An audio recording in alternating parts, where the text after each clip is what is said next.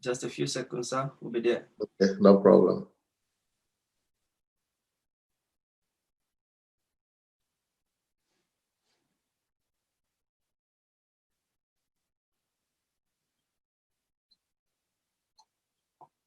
I think I know he's trying to call me.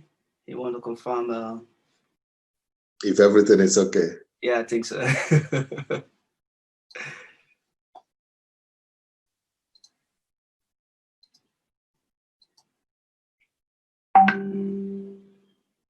Yeah, I think we are live now, sir.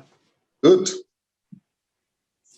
All right. Thank you so much for joining me on this platform, Dr. Sunday. I truly and I deeply appreciate this opportunity. So before I get back to you, let me quickly welcome our viewers for this evening. Hello, everyone. Thank you so much for joining me on this platform.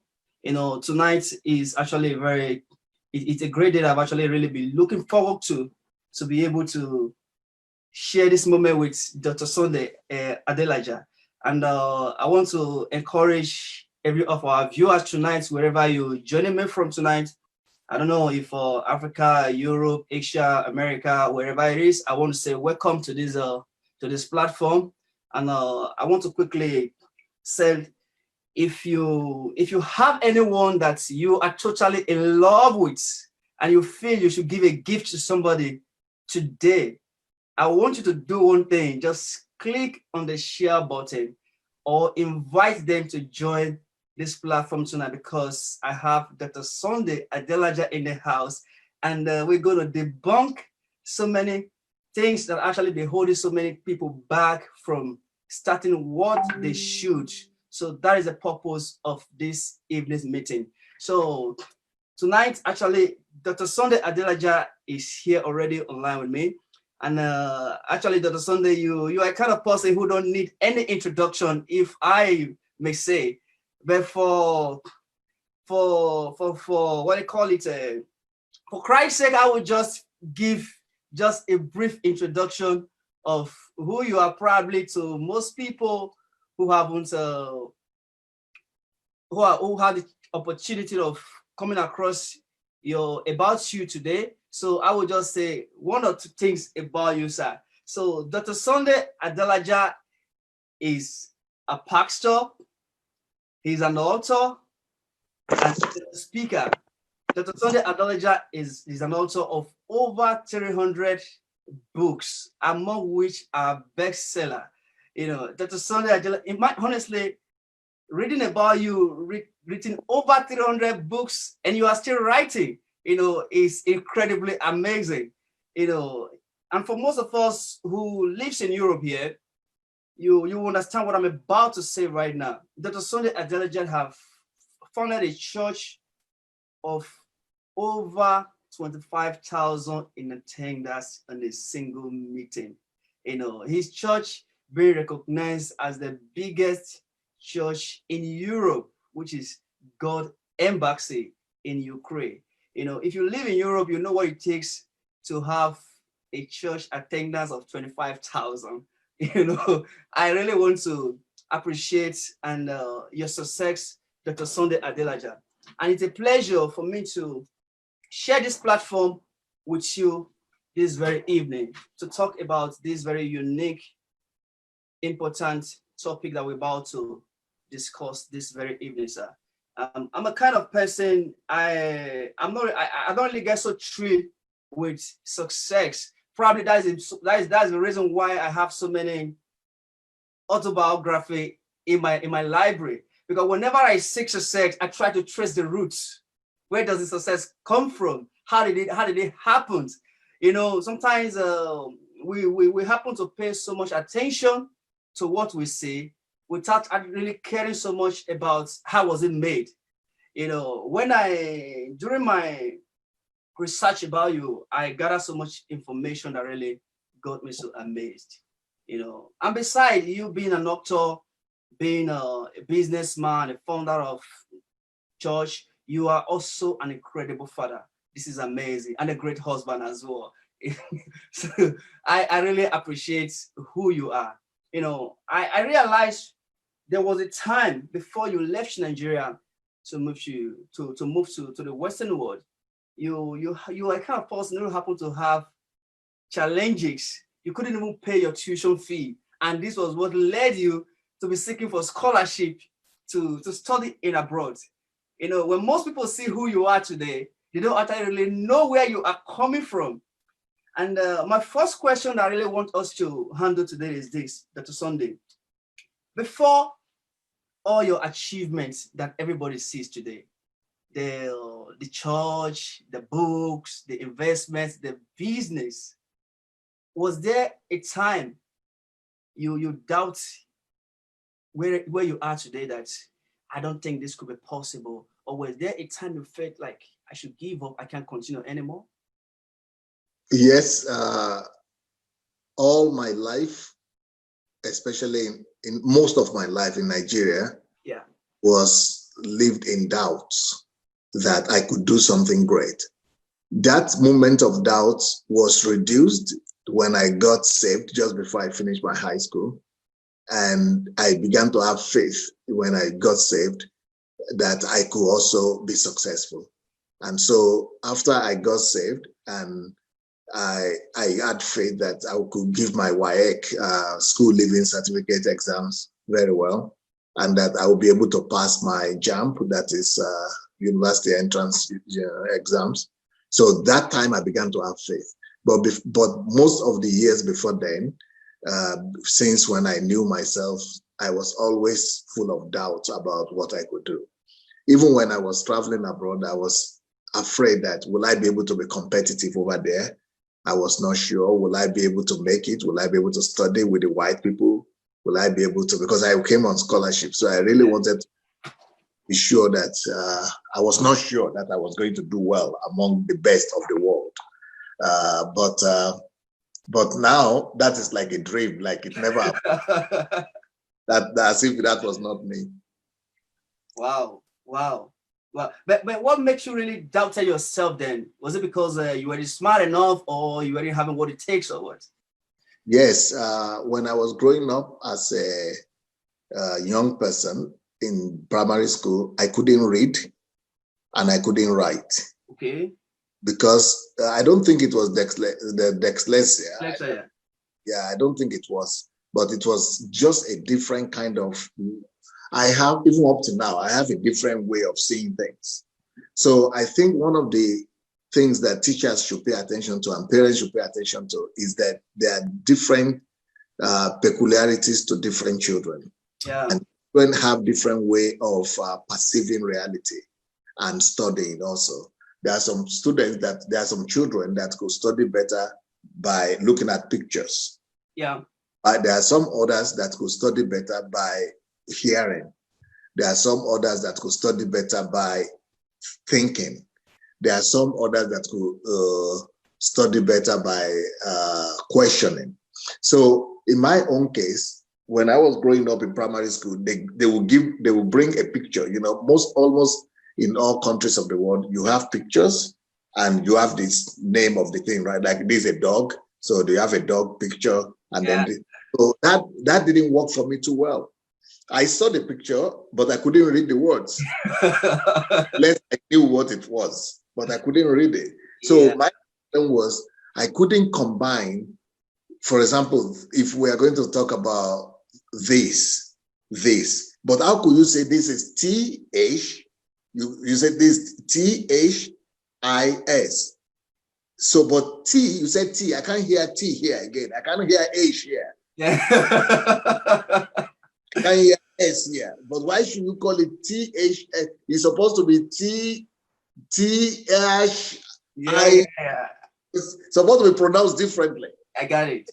This is totally, completely different from what you told me it is.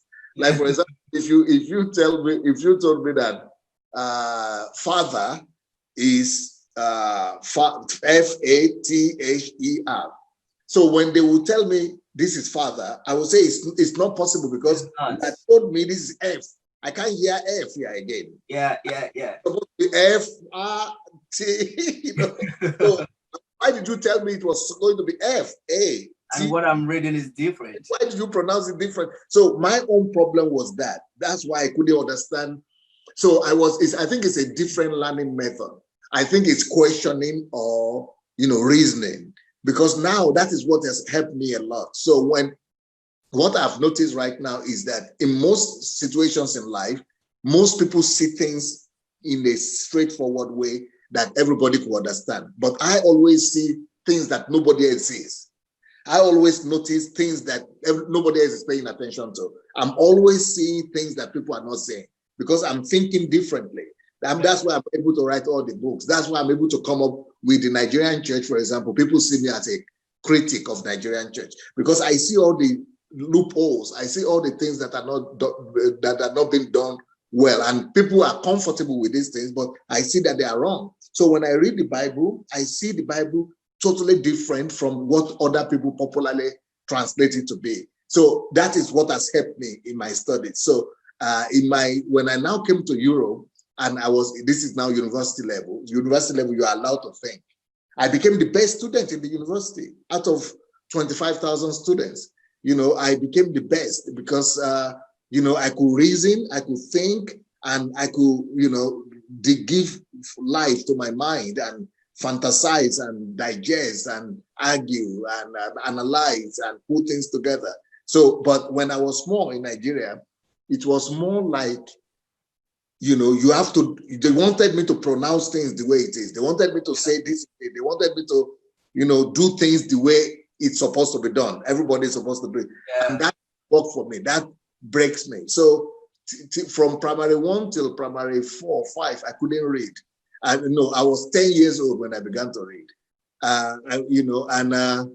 And they would knock me in the head and say, they would say, we know the Adelajas, that is my last name. The Adelajas we know are smart, but you are dull. And I would just be thinking, why am I the only one born in this family dull? Like, leave them, because these are the teachers. And then in my house, also my family members, my brothers also will do that and knock me in the head and say, where's your head? They will teach you, you don't hear it.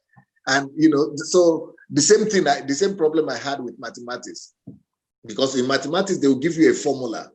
So that formula, when they give it to me, I say, good, I have the formula. Now, when they give me an assignment, I will go and say, okay, this is the formula. Let me use the formula to create my own formula. That's what I used to think that, okay, I didn't know that it's so simple. It was the last year of my secondary school that I go, so you mean I should just follow the formula? Then just follow it. It is too simple then. I was thinking that I have to create, just like you have been able to create a formula to solve this thing, I have to also create my own formula, different from what you have given me to solve the equation. But now I just discovered at last, in Form 5, I discovered that, so I don't even need to create another formula. I should just follow what it is. So, that is the way I was thinking. Wow. And I was so surprised. So why were you calling all these science students good students, best students, if they only repeat the formula? Yeah. So you have given them the answer now. That's incredible. Creating it myself. That is the kind of way I was reasoning. Wow. But everybody was saying the opposite. And everybody will always say I was dull. So I just believed them that I was dull. So I thought I couldn't do anything. I was not good enough. Wow. It was just because you were thinking differently from every other person. Yeah. Wow. This is really, and nobody could actually believe that the guy they used to call dumb, and then he's not the author of over 300 and something books.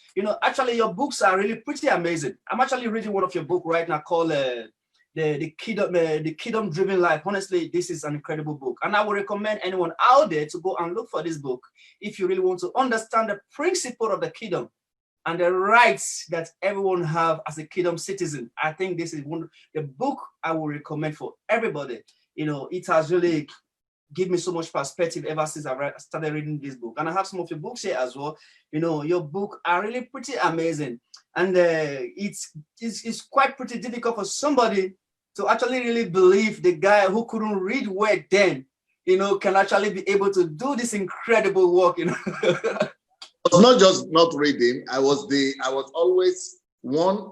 I was always second to the last. There was another student that was second to the, we had 35. If we have 35 students in the class, I will be 34. Oh my God.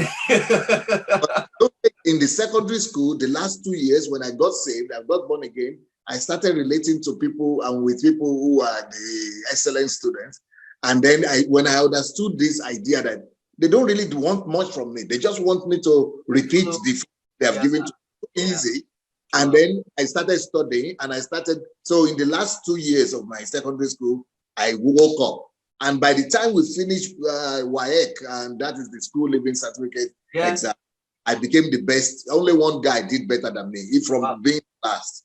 Wow, that is the power of understanding. And then when it was time for a scholarship, we had 300,000 people competing for 300 spots for scholarship in all over Nigeria. 300,000 people competed, and I was picked as one of the 300 ones. So I was, and in my YA and my JAMB, I did JAMB.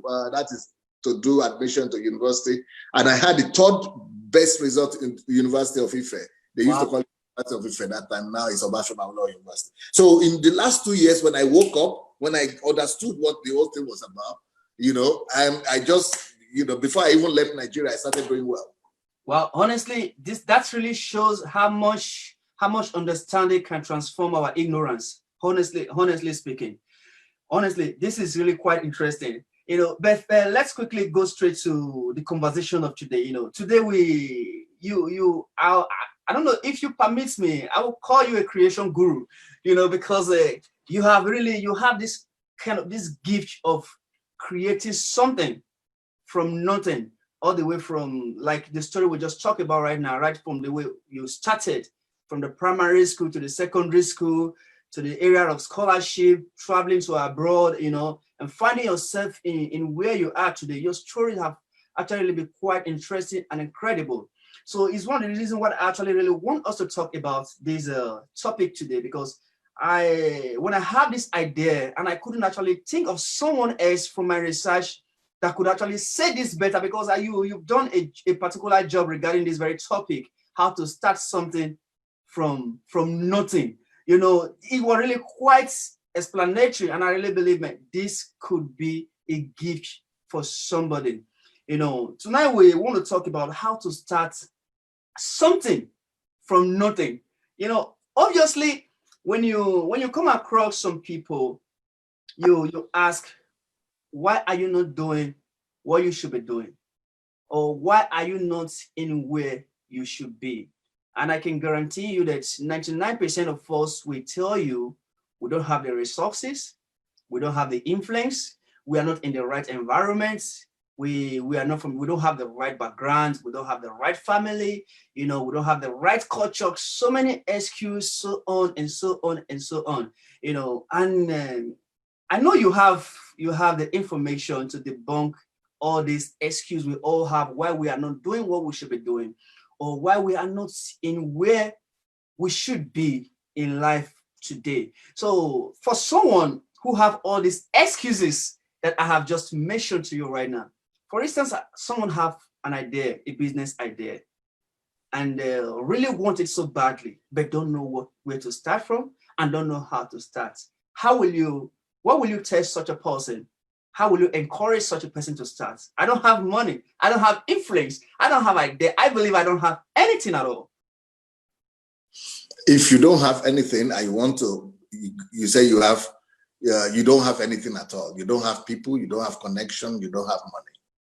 You shouldn't do anything you want to do. First of all, should not even have started from those things. If you want to start anything, to do anything, it must not be started with money.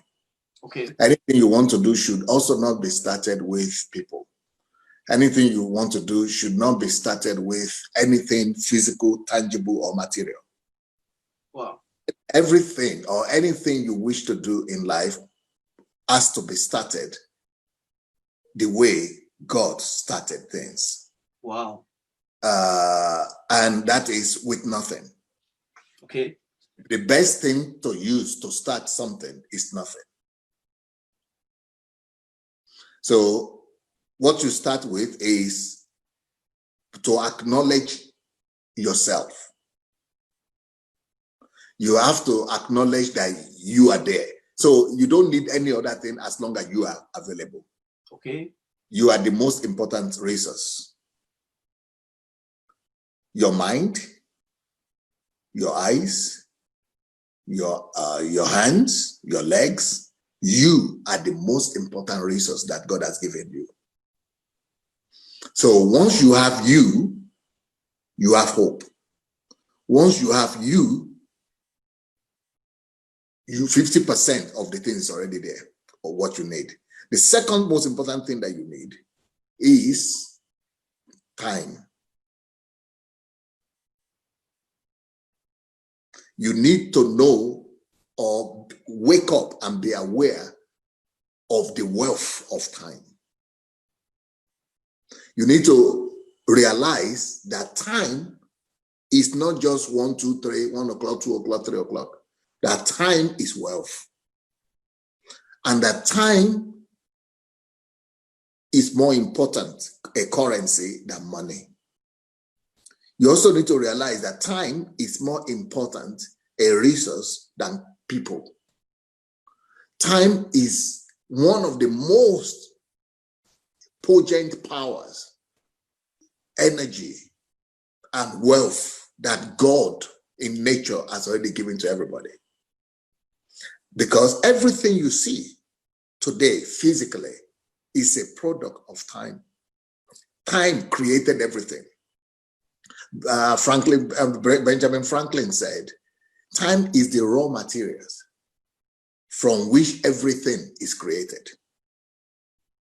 And I agree with that. That is why even God himself had to start all of his creation with time. Wow. Most people think that God, the first thing God created was light. Let there be light. I beg to disagree. The first thing God created was time.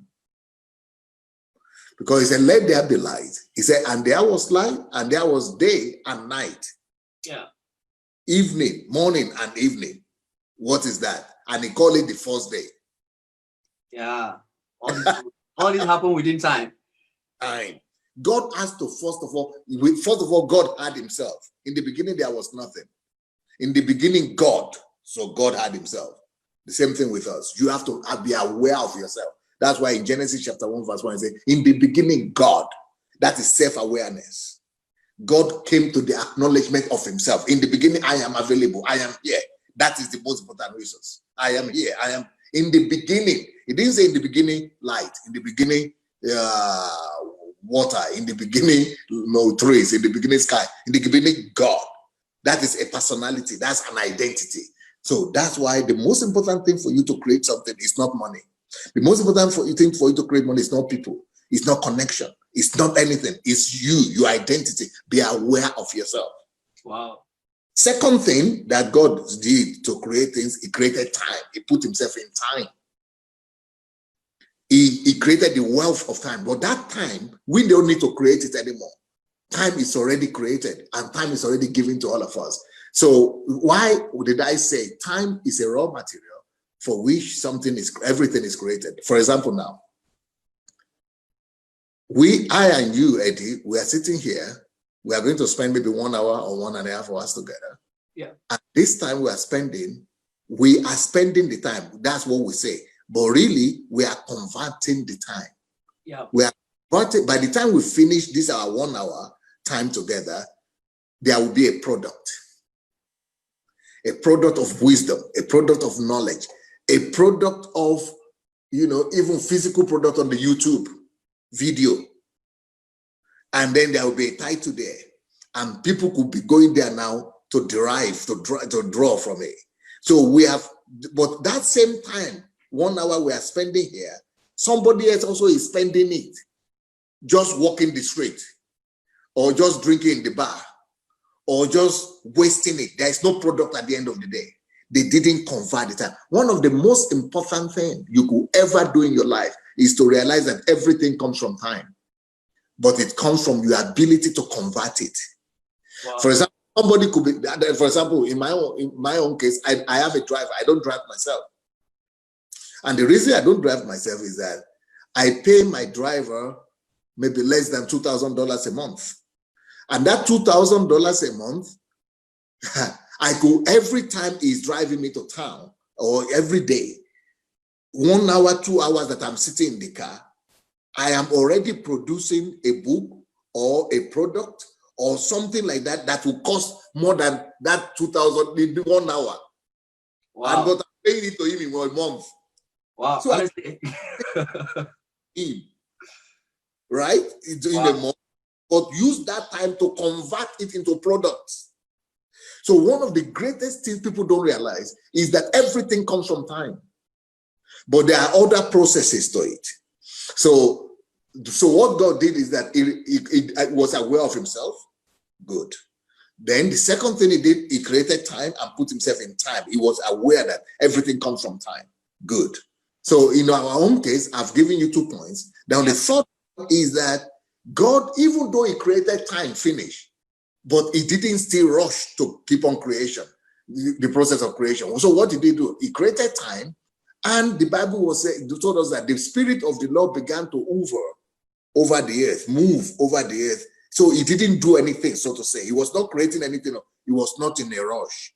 It was just, the Spirit of God was just hovering. So what would that mean to us today? That would mean that don't be in a rush to go and do something. You are now aware of yourself. You are aware of time. Use that time, because when the Spirit of God was hovering, time was going.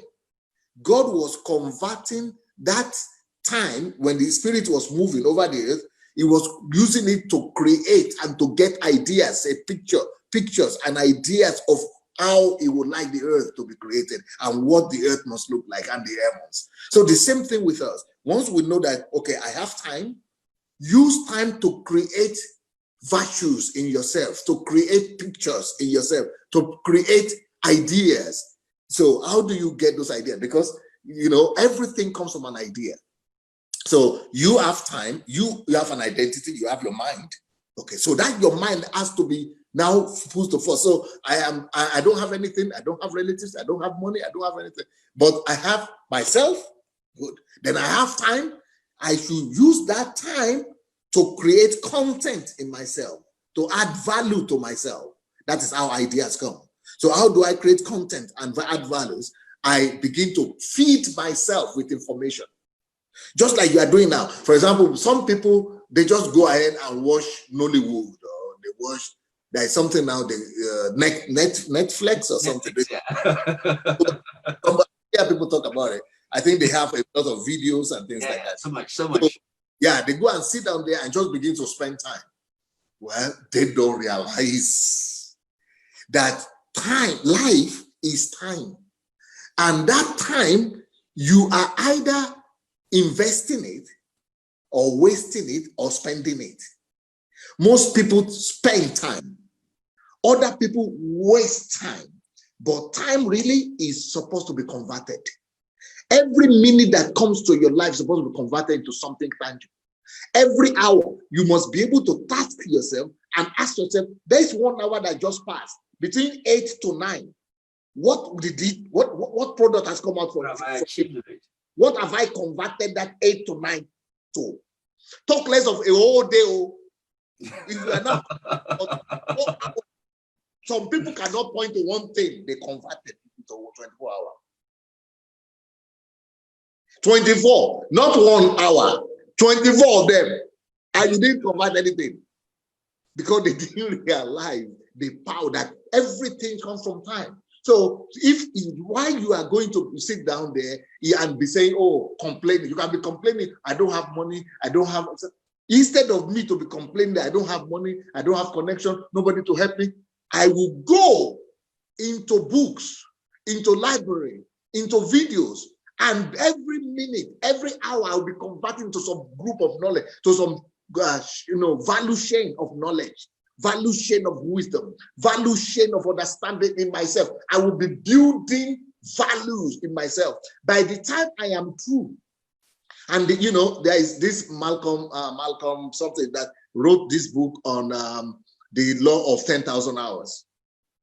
That if you will study anything for 10,000 hours, if you will spend 10,000 hours on anything, studying it, you will become an expert, the best. Yeah. I remember that. Yes. So instead of you to be using those hours to be complaining, to be using those hours to be saying, oh, I don't have something, be building values in yourself.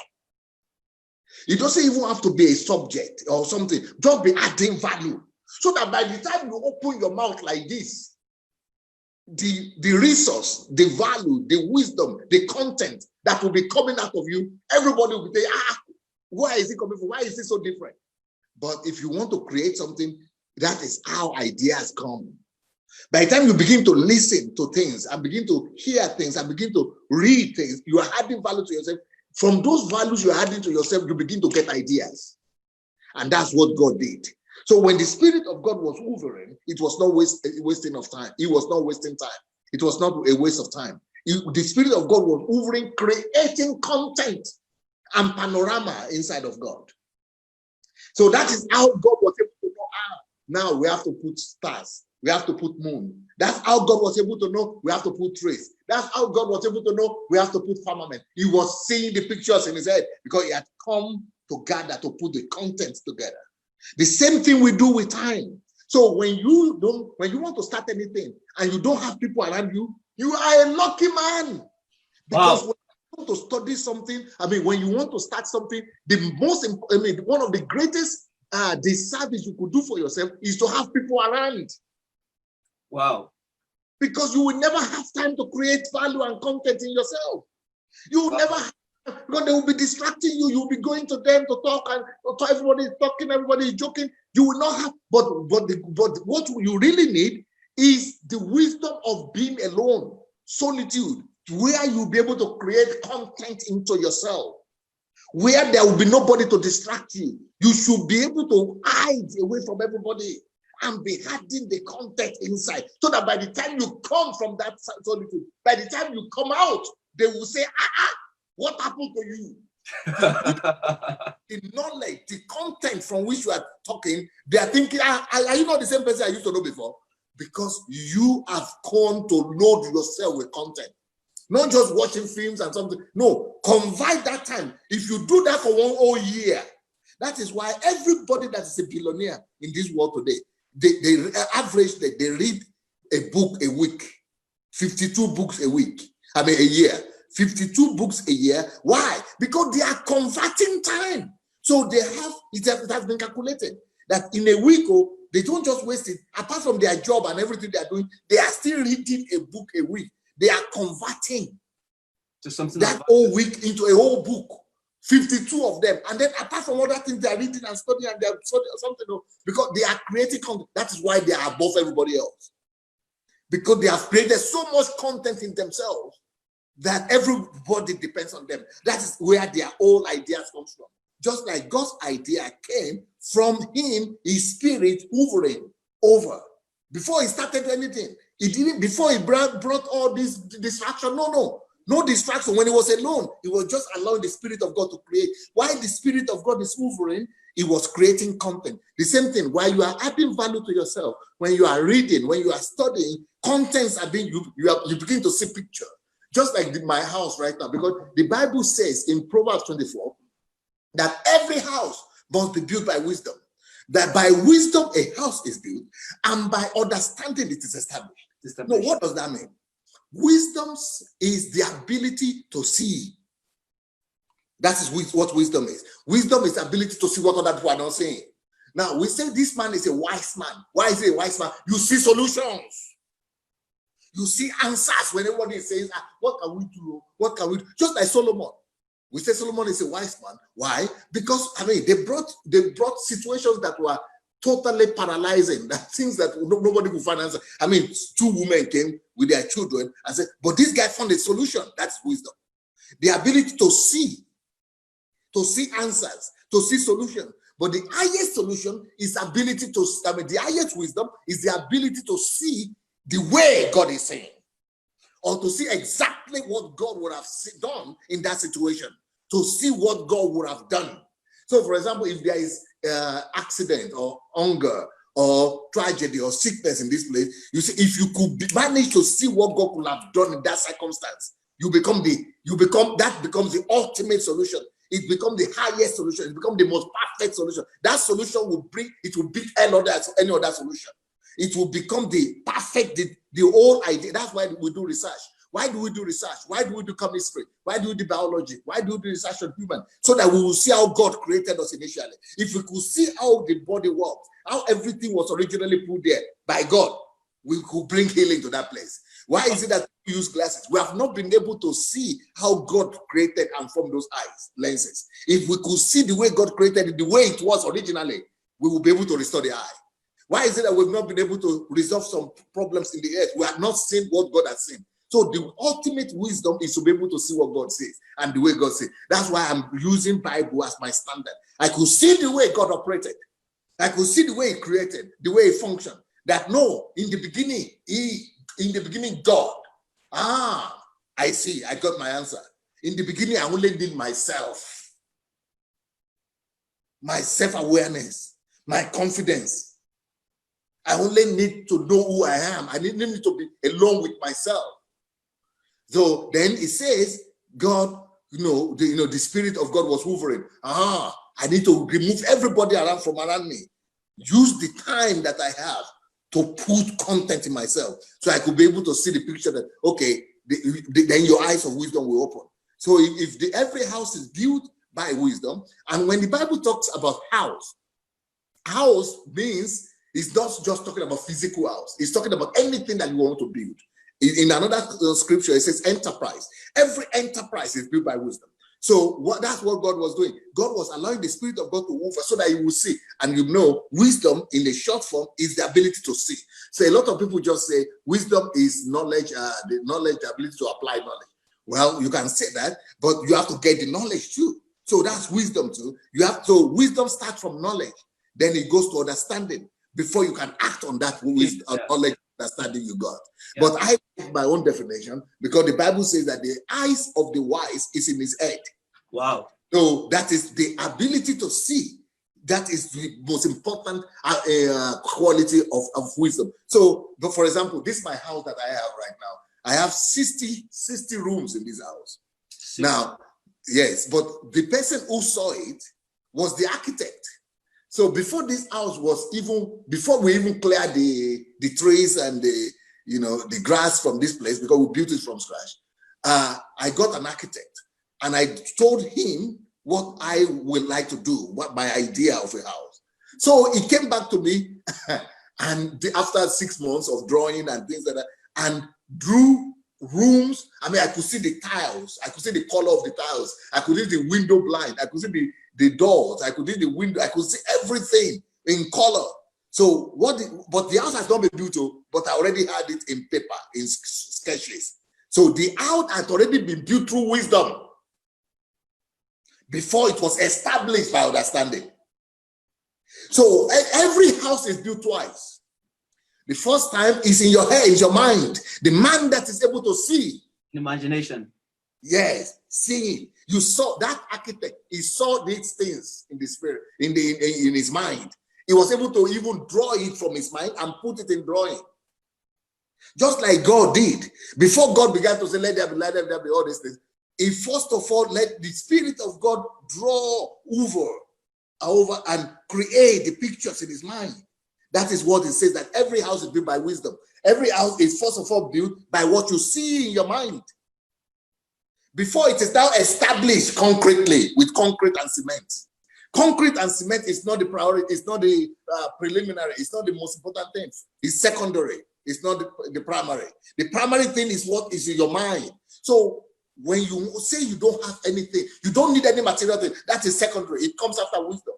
First of all, acquire the wisdom, the ability to see. First of all, get the paintings and the pictures in your mind. And then once you have the picture, then put it down, either in writing or in pictures or in drawings. So once you have drawn it and then you can show it to other people, then that next stage begins, which is establishing it through understanding, bringing material things. Okay, who will you now learn to share it with? Who is interested in this? How will we get laborers? How will we get bricks? How will we get cement? And all those things. Those are secondary, but you never start with those things. Yeah, that's amazing. Honestly, this is really pretty incredible. Honestly, Dr. Sunday, your wisdom is second to none. honestly speaking, I now kind of realize the secrets of you writing so much incredible books. I've been thinking, how did this man sit down and write, over 300 books within a I short, actually have 100 of them now, but not later, but 300 are published, but 200 are not published yet. like, seriously? Oh my Yep. God. Wow, wow, wow. This is really amazing. And also I want us to really talk about something, Mr. Sunday. A lot of people believe, personally, I've been blessed to actually have a few people who are really well to do as friends, and also most of them are self-made, and some are the ones who were fortunate to be born with a silver spoon in their mouths, or however we may call it. But there is one thing I've really discovered when it comes to like talking about success and or achievements. I've really figured out like the most proudest among them are the one who actually made themselves. Like somebody like you, they can't wait to share their story, how they were able to start from nothing to establish something, to create something.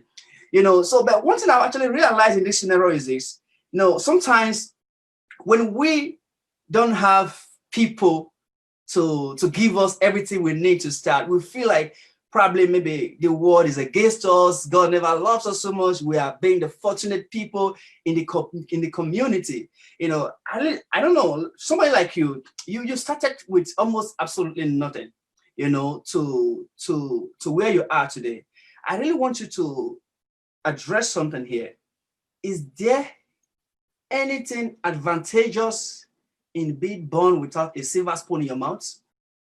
Yes, I've discovered when I was growing up as a child in Nigeria, I used to think that it was a disadvantage. I used to think it was a disadvantage that I was not born with silver spoon, and we had some relatives and people from my village who were well-to-do, and when they were growing up, they were taking them for summer holidays in England, in the UK.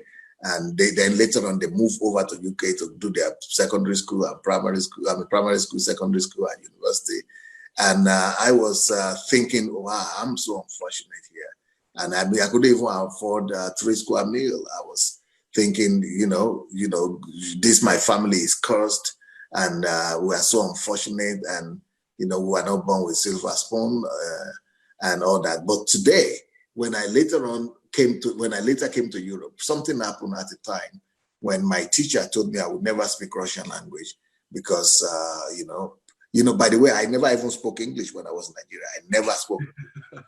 Only one time I spoke English, one time, because I was growing up in the village, and in the village, even English language, they were teaching us in our native language, Yoruba language, but then I could read and I could study English. I could write. In Nigeria, you give your exams by writing. Yeah. So to speak. So I knew I could formulate these sentences and things and write, but I never spoke. I never had it. So when I now had to, but in Russia here, their exams are not written. It has to be oral. You always only to speak. Okay. You don't write in exams. You speak in exams. So their exams are not in writing. So, and I couldn't speak, and things were really difficult. And I was shy, and I had intimidation. I have timidity and all that. So anyway, so this teacher said I would never speak the Russian language. Oh, and I was already a Christian. I said, okay, good. So I went to pray. I stood on the Word of God, and I decided to work hard, and God helped me. I became the best student in that class and then in that school and all that. So, your question is, did I started, if I started from not, what, if there is anything advantageous. Yeah. So the point I was trying to make is that when that teacher said, you will never speak Russian language and you will never even pass this class and you have to be sent back home. I said, hey, then I remembered how I used to go with my grandmother to the bush to fetch firewood. I remember the scorching of the sun. I remember the pain and the suffering that I went to in that village. I remember growing up without shoes. I remember walking barefooted from one village to the other, the neighboring village to go to school. For 6 years, primary school, I had to walk like that.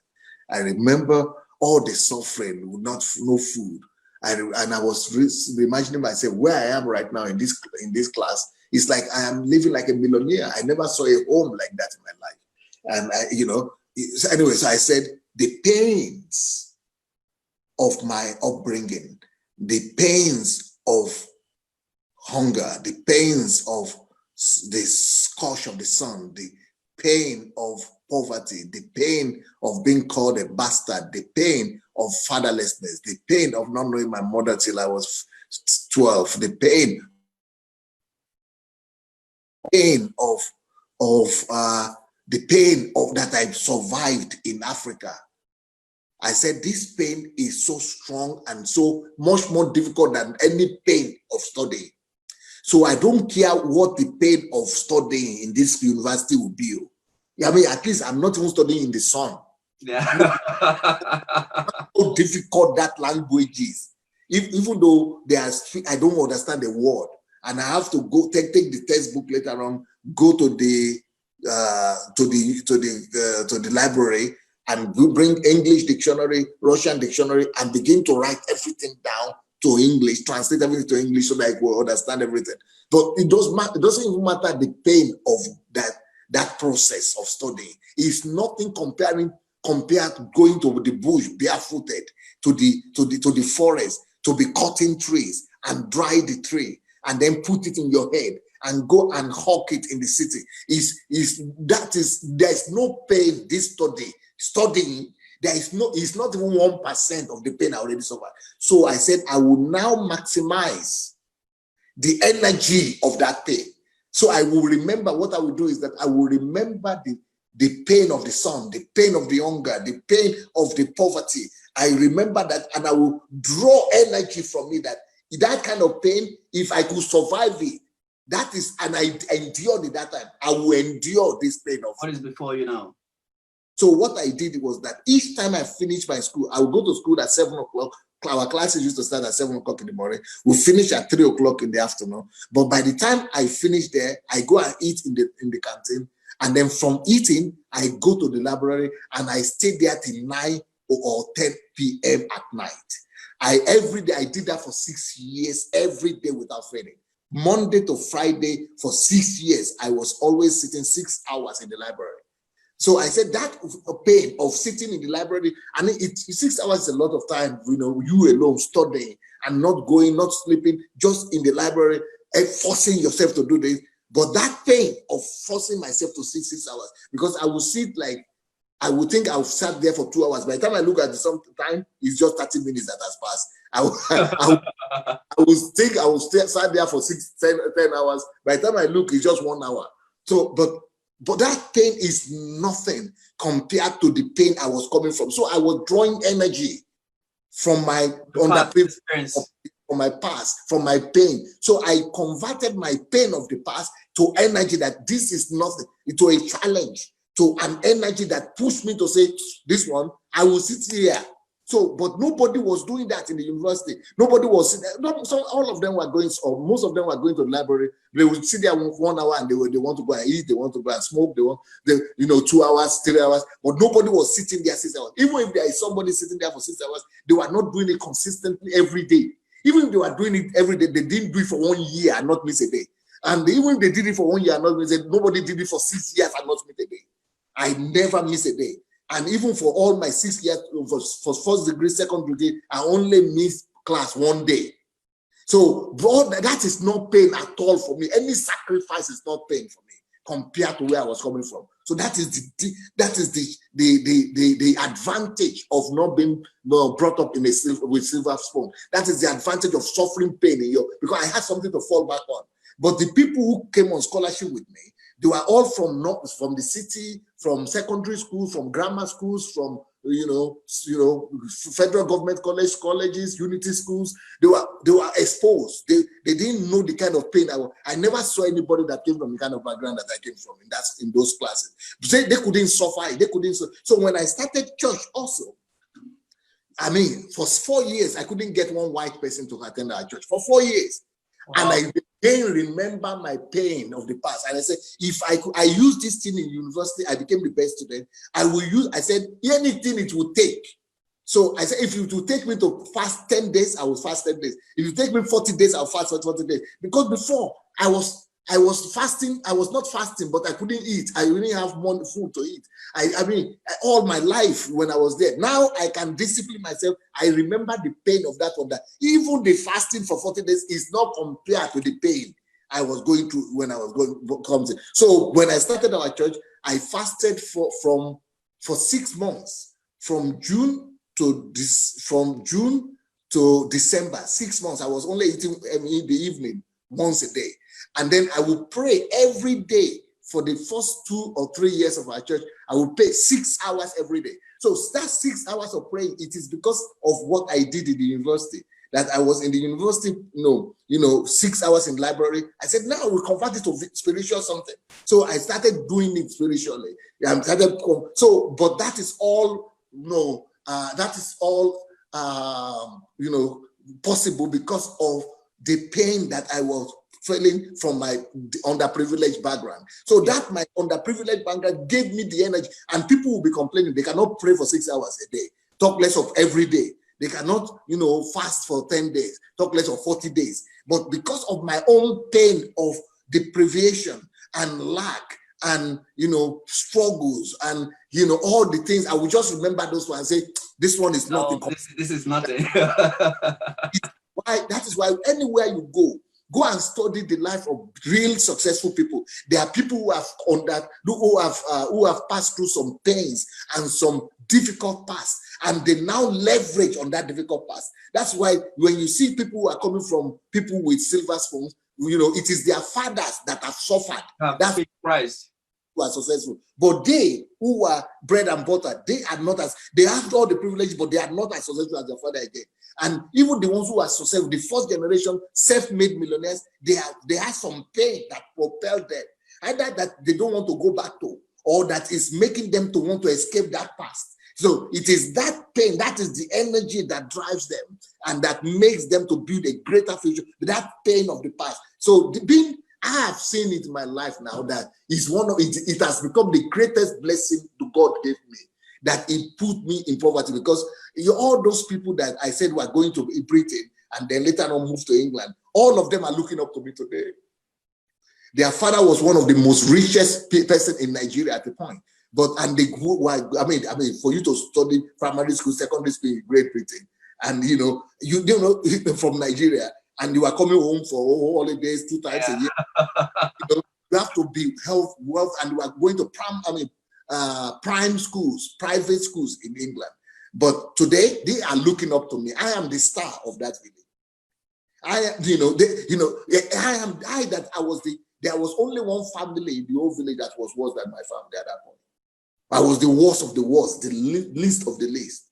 But that pain has equipped me to be able to face communism, to be able to face atheism, to be able to face Marxism-Leninism, to be able to face the challenges of Europe. Do you know how many Nigerians are in Europe? 15 million almost. In Europe, maybe about 9 million Nigerians all over.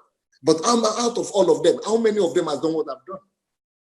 All Nigerians in diaspora in general, about 15 million. How many of them have done what I've done? It's not easy. But the pain where I'm coming from is what is my greatest strength and energy and my propeller. Wow. Honestly, this is incredible. This is the reason why I say you should always permit me to call you the creation experts. Because sometimes today, I had an inspiration that sound like your past could either be a prison or a motivation for you to stretch to your future. Sometimes most people look at their current situation where they are. Probably they see themselves not being born from a rich home, and they don't have what they think they don't have what it takes. They always see it as a disadvantage, but they don't actually see it from your own perspective. Like some of the challenges you came across in the future, it was the energy you drew from your past experience that actually helped you to overcome them. And probably maybe if you never had this experience you had in the village, then you would have been able to be in where you are today. You know, just imagine you open a church and there was no foreigners in your church, and you feel like, okay, no, this has to be changed. And how do I do this? If I could survive certain scenario back then, I should be able to change these circumstances right now. And today your church is being recognized today almost like 99% or 98% foreigners in your church. And the same you that could not afford a good square meal back then in the village or school, then you are now being recognized as one of the most influential foreigners in the country where you live today. Honestly, this is simply incredible. This is truly amazing. You know, I also want us to quickly talk about another question here.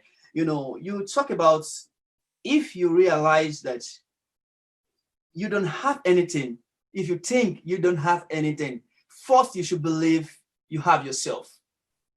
Number one thing, you have yourself. And number two thing, you have time.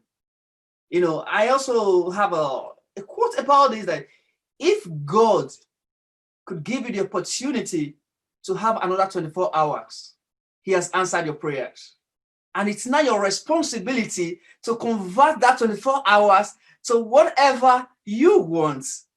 You know, so this is really, this totally resonates with me. And also you talk about being patient. You know, when God gave you this 24 hours and you've seen yourself that you are still alive here, now you should begin to feed yourself with ideals. Ideals, look for information, do research regarding your niche, whatever you want to become, either business or become a certain person, or whatever idea you are able to gather, or whatever desire you have within you that you want to establish, you should begin to acquire information as regard to this niche. Okay, now when you gather all this information and the ideas and you've been able to put all of them together, what will you do after them?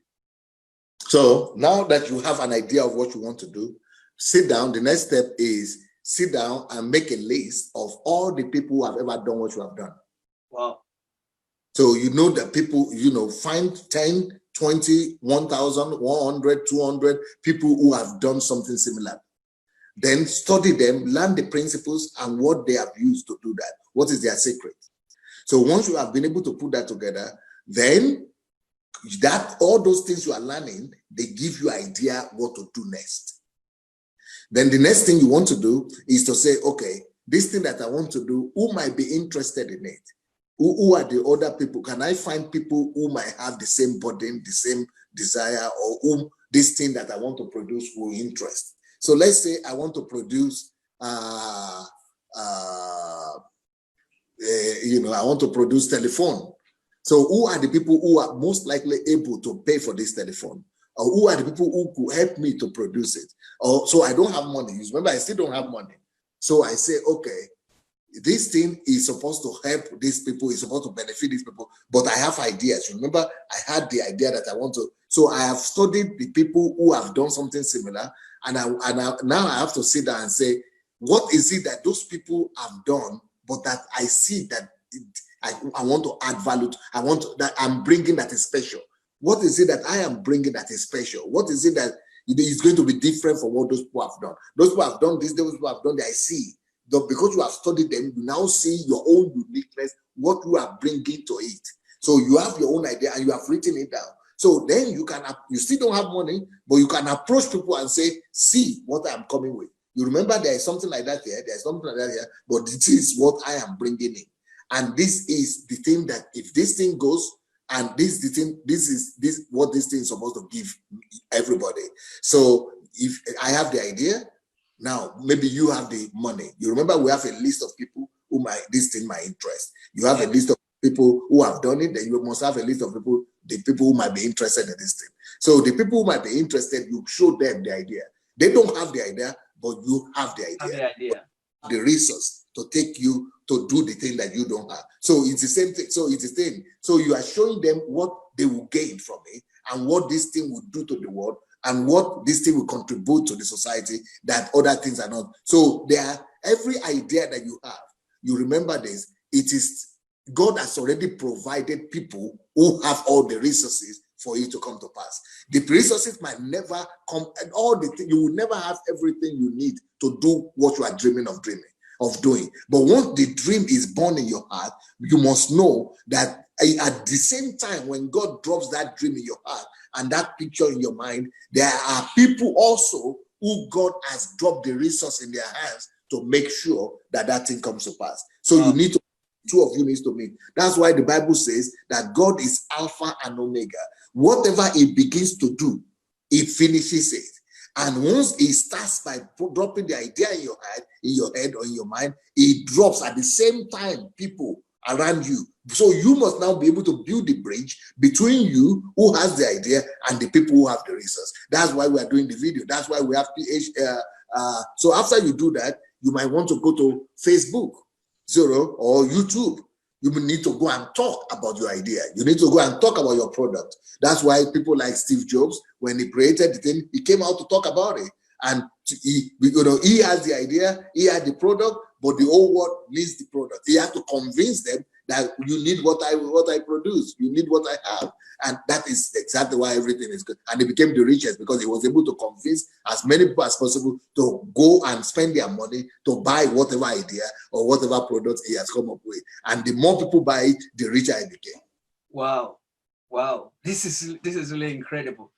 This is really amazing. And another question I really quickly want to throw, because honestly, is like, I don't know how this time flies. Just let me quickly ask this question that Sunday. Now you've been able to put the ideas together, and now you bringing out your proposal before prospects or whoever you think could be able to do something about this idea. To what extent will you recommend anyone to try before they give up? If you, for example, I told some of my disciples, if you think I would normally tell them, make a list of people who might be interested in this or something. They always come back to me with a list of 10 people, 5 people, 3 people, 20 people at most. I say, you are not serious. You have to have a list of at least 1,000, 2,000 people. If you don't have a list of 1,000, 2,000 people, don't even come here. Now, I don't want to know so many people. Go to the internet, go to the yellow pages, go anywhere, find, do your work. Wow. Or go to the public, or go and do public program, YouTube, Facebook. There are people out there that need what you have. In everything you do, you must always be aware of a few things. Number one, you have something that people need.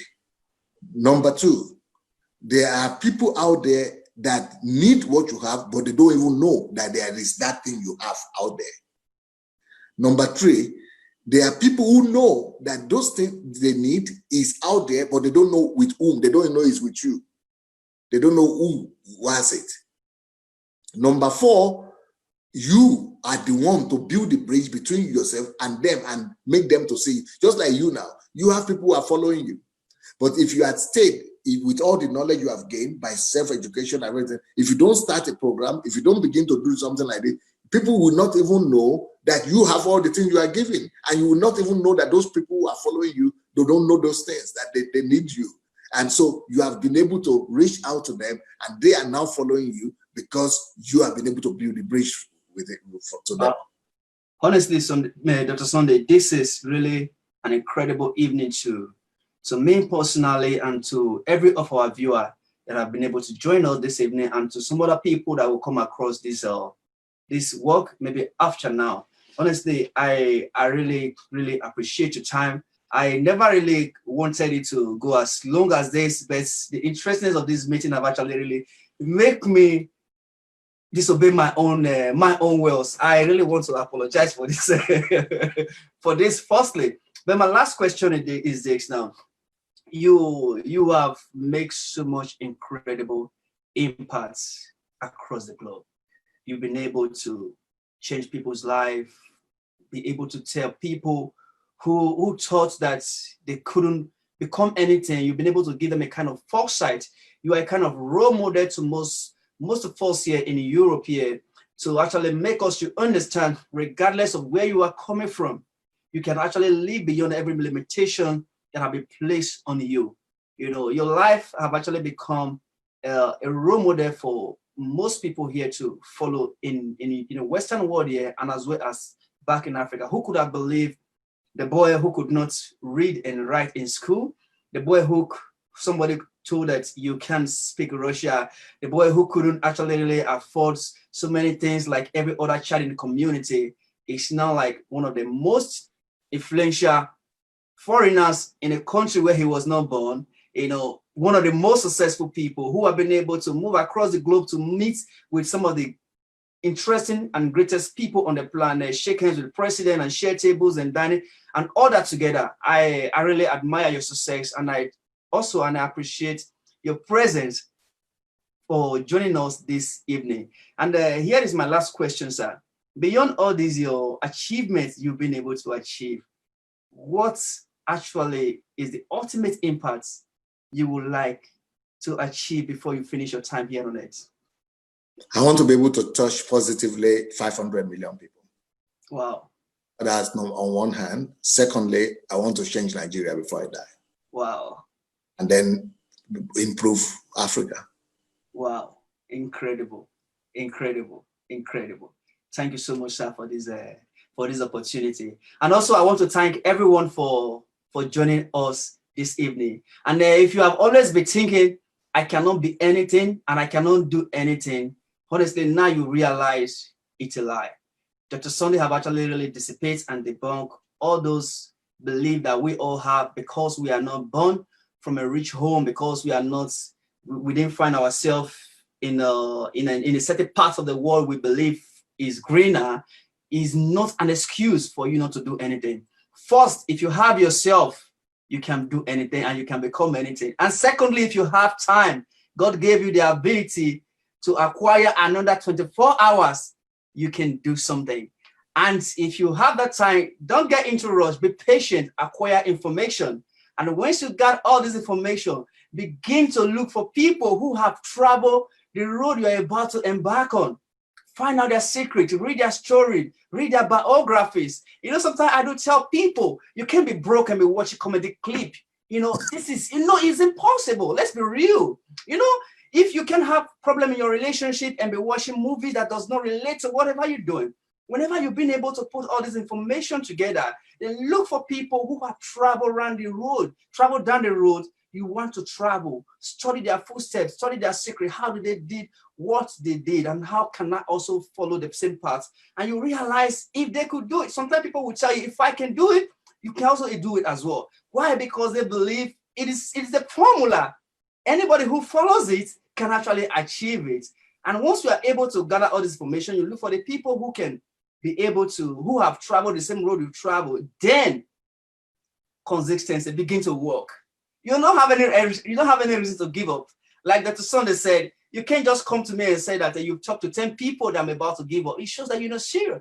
Go back to the drawing board, go back and ask more. Ask as many as possible you can. Ask as many. As long as you still have time, you still have you. Keep asking until you get the right door. Honestly, this is the best I think anybody can get as regards to this information.